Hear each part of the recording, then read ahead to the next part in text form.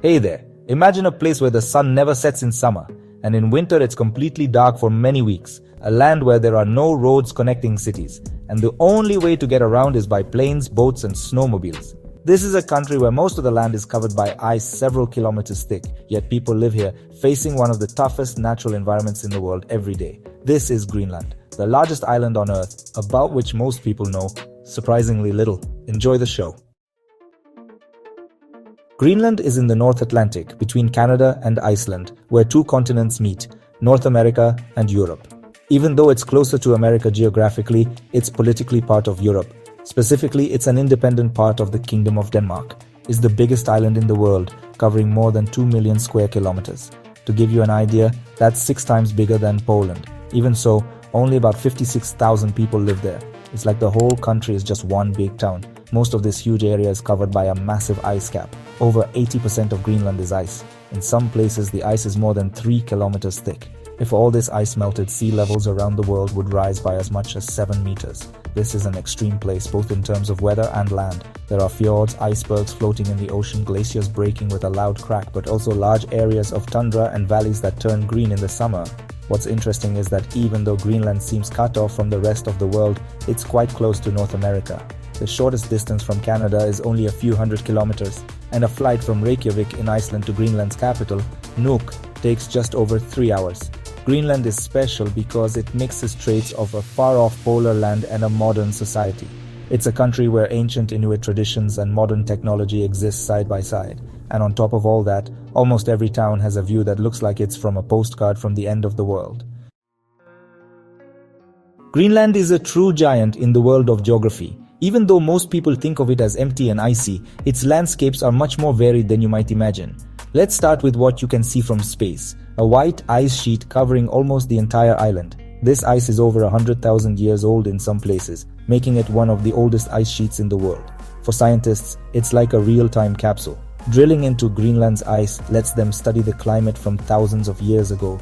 The glacier in the middle of Greenland is more than 3 kilometers thick. This means that if the ice melted, the land itself would be below sea level. The middle of the island is actually sunken. But Greenland isn't just ice and snow. In the warmer months, especially in the south, the landscape changes completely. The valleys turn green, rivers appear from melting ice, Arctic plants bloom, and sheep graze in the fields. Yes, there are actual farms here, though on a very small scale. Greenland's wildlife is just as amazing. Whales, seals, and walruses live in the oceans around the island, and polar bears lurk along the shores. You can also spot Arctic foxes and musk oxen, big mammals that survived the last ice age.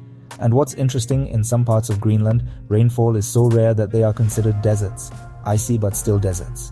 Places where not a single snowflake falls for many months. Despite how harsh it is, Greenland has an amazing ability to surprise you. It's one of the last places on Earth where nature rules completely. Wild, powerful, and unpredictable. Even though Greenland mostly makes you think of ice and empty spaces, this place is full of life. But it's a very different kind of life than what we're used to. Most of the people here are Inuit. They are the native people of the north. Their ancestors lived here long before people from Europe came. For many centuries, their lives have been about fishing, hunting, and being very close to nature. The Greenlandic language is called Kalaallisut. It can be very tricky. One word can mean as much as a whole sentence. It's a beautiful, vivid language where there really are different words for snow, depending on what kind it is and how it acts. The Inuit culture also includes music, drums, dances, and stories about nature spirits. These traditions are still alive, even though today's young people mix them with modern music and technology. Greenland is also a country with no roads between cities. There are no highways here, just planes, boats, and snowmobiles. In communities where everyone knows everyone, people learn to live with nature's rhythm, calmer, slower, but deeper. The name Greenland literally means Greenland. Sounds crazy, right?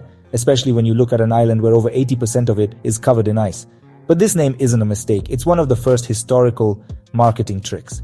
Around the year 982 AD, a Norwegian Viking named Eric the Red was kicked out of Iceland and sailed west to find a new place to live. When he got to the island we now call Greenland, he saw that its southern coasts were indeed green in the summer. There was more grass, valleys, and places good for living. Wanting to get other settlers to join him, Eric purposely named it Green Island to make it sound friendlier than chilly and rocky Iceland. And it worked. Some people were tempted. What's interesting is that even today, southern Greenland can be truly green in the summer. There's grass, valleys, pastures, and small farms. In some places, vegetables are grown in greenhouses and sheep graze on the hills. Today, Greenland is a name full of opposites. Because even though most of the island is covered in ice, its name reminds us that even in the toughest places, there can be a surprising gentleness, especially in summer, when the icy land briefly shows its greener side. The ice in Greenland is melting faster than ever before. Billions of tons of ice can disappear from the island's surface every day in the summer. You can see it with your own eyes. Where there was a snowy white desert just a few years ago, today there are lakes of melting water and glaciers are shrinking year by year. The effects of this melting are global. If all of Greenland's ice melted, the sea level around the world would rise by about 7 meters. This would mean flooding dozens of large cities from New York to Shanghai. But this isn't just a problem for the world, it's also a real change for the people of Greenland themselves. Longer summers, warmer winters, thinner ice on the fjords. All of this makes traditional hunting and fishing, which are the foundation of Inuit culture, much harder. However, Greenland's future doesn't have to be all bad. The changing climate is revealing new opportunities, literally. The melting ice is uncovering huge deposits of natural resources, copper, iron, uranium, and even so-called rare earth metals, which are key for making smartphones, wind turbines, and batteries.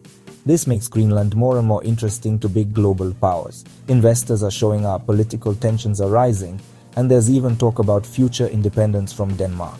Will Greenland become the new strategic center of the Arctic? Will it find a balance between growing and protecting its environment and identity? We don't know the answers yet, but one thing is for sure, what happens on this icy island will affect the whole world.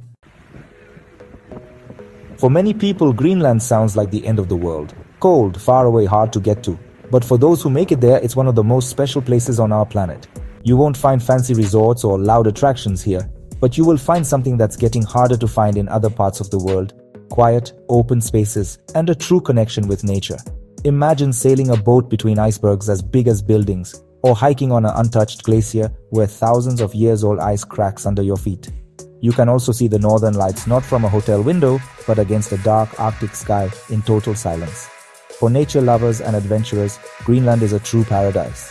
Hiking among mountains and fjords, whale watching, kayaking trips, staying in small, colorful houses at the end of the world. All of this waits for those who are ready for more than just a regular trip. It's also a chance to learn about the local Inuit culture, to talk with people who live in very tough conditions, but with great peace, respect for nature, and a strong sense of community. But it's important to say that Greenland is not cheap. Travel is limited, and staying and eating cost much more than in typical tourist spots. But for many, that's not a problem, but part of the adventure, because Greenland is not a place you just pop into. It's a trip of a lifetime. So if you're looking for quiet, open spaces, wild nature, and real connections with people and the landscape, Greenland is definitely worth visiting, because there are places you just have to feel for yourself, and Greenland is one of them. Greenland isn't just a land of ice and snow, it's one of the most amazing places on our planet, harsh but beautiful, quiet but full of life, far away yet becoming more and more important to the whole world. This is where history meets the future and nature meets the challenges of modern life, where one aurora can touch you more than 1,000 lights in a big city. For some, it's just a blank spot on the map. For others, it's a symbol of strength, survival, and respect for nature. If you liked this video, give it a thumbs up and subscribe to the channel so you don't miss out on more videos. Let me know in the comments if you would visit Greenland. Or maybe you know other places that are just as wild and unique. Thanks for watching. See you in the next video. Take care. Bye for now.